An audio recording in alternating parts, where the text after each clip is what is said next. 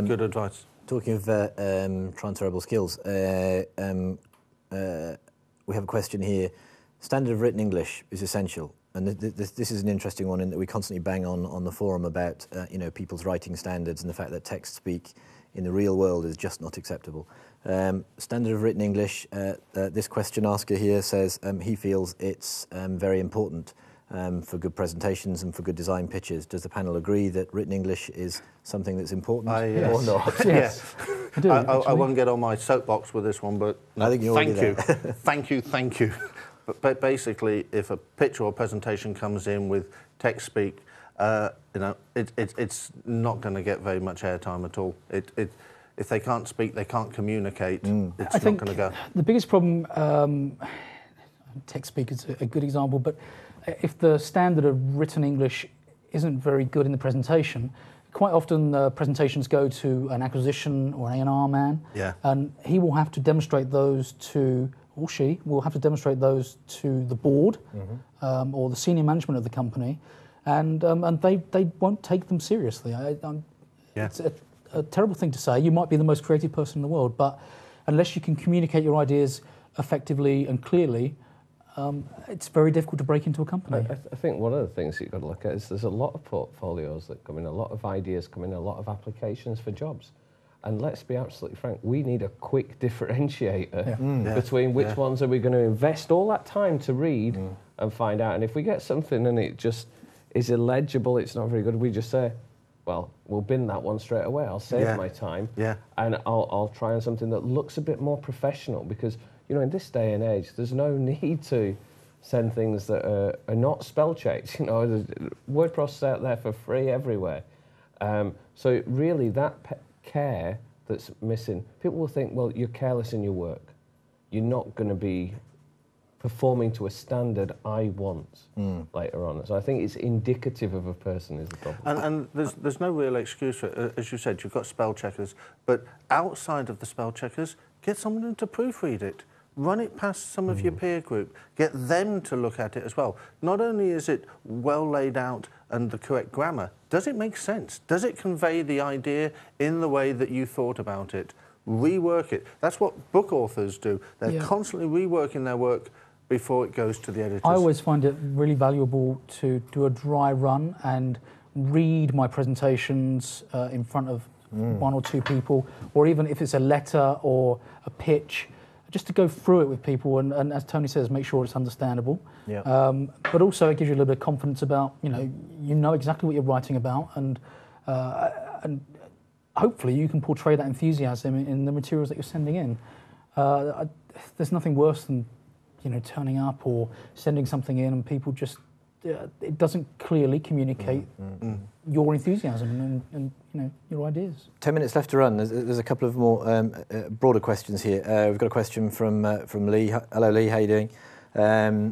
Lee Davis asks, does the panel think that there's a definite and lucrative market for small indie titles that aren't necessarily AAA in terms of all the flash graphics, etc.? Yes. But have a definite market?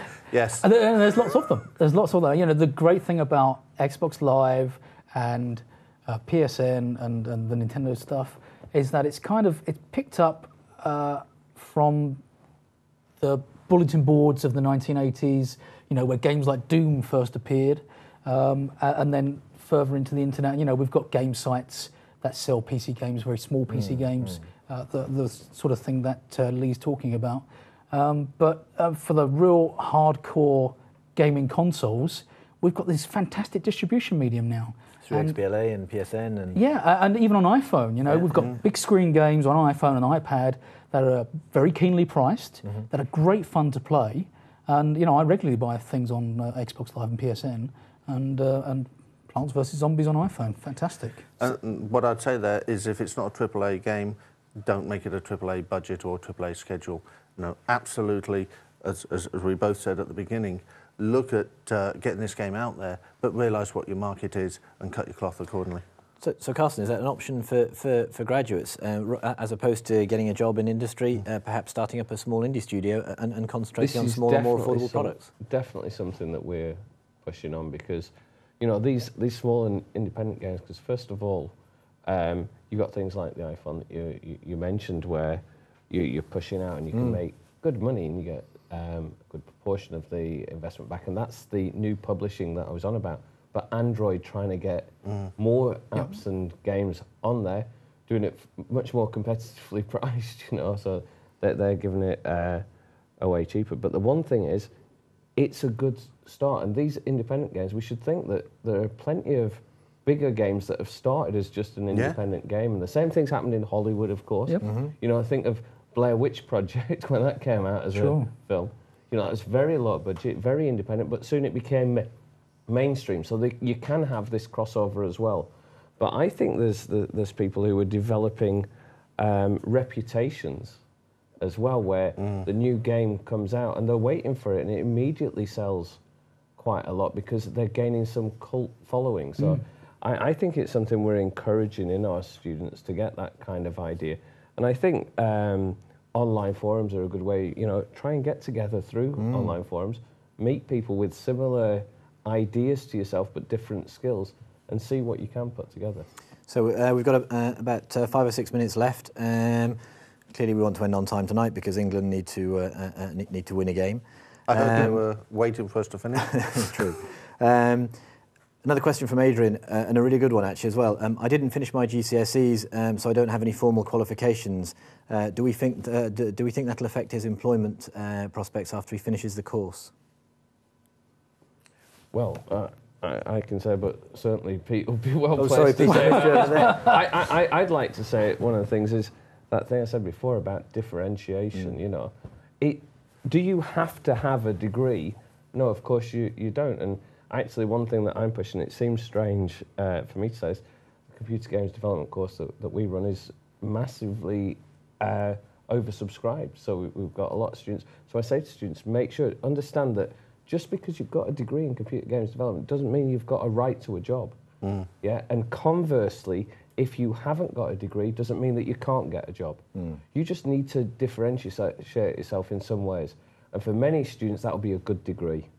And there are plenty of games companies who say, we want that. We want a degree or we want college. But there will still be a number, and it is a lot smaller number, who will be able to get in through other means. So it's not a complete barrier, but you've just got to maximise your chances. And I think Tony mentioned that before about give yourself the best chance you can. And a college course, a degree, the Train2Game course, they're all different ways to show that you've got some skills and reduce that risk for an employer. Yeah, absolutely. I mean, the first thing that I look at when a job applicant's info comes across my desk is their portfolio work. What have they done? What have they physically produced, either in the real world or as part of their training projects? Then I'll look at their CV. And if the CV looks semi-sensible, I'll then go and talk to my heads of department and review their portfolio work. Carlson's absolutely right. It's about differentiating yourself away from the pack, but also delivering quality to make it worth their while investing in you, because their investment in you starts long before they employ you. You know, the evaluation process costs money. The interview process costs money. A lot of interviews are multi-level interviews, some of them several hours long. That all costs money for the studio. They're not going to put that investment unless they think that you can bring something to them. And you're different from the rest.